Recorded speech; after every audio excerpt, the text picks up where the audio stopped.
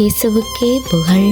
இயேசுவில் பிரியமானவர்களே, இன்று நம் ஆண்டவர் யோவான் 20:29 இவ்வாறு நம்மோடு பேசுகின்றார்.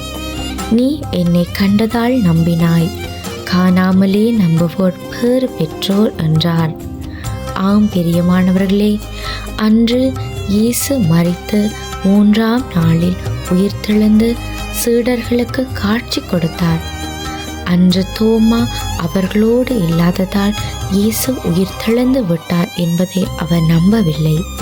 தான் கண்களால் பார்த்து அவருடைய காயங்களில் தன் விரல்களை இட்டு பார்த்தால் மாத்திரமே நம்புவேன் என்று சொன்ன அவருடைய மனநிலைக்கு ஆண்டவர் அளித்த பதில்தான் இன்று நமக்கு வார்த்தையாக கொடுக்கப்பட்டிருக்கு.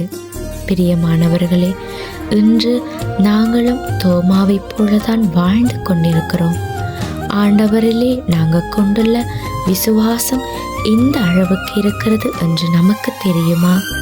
அதை பற்றி சிந்திக்க தியானிக்கத்தான் இன்று ஆண்டவர் நமக்கு ஒரு சந்தர்ப்பத்தை கொடுத்திருக்கிறார்.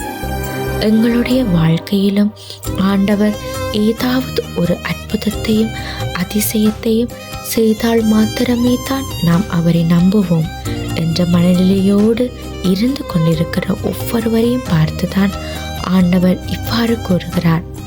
என்னை கண்டதால் நம்பினாய், காணாமலே நம்புவோர் பேறு பெற்றோர் என்று.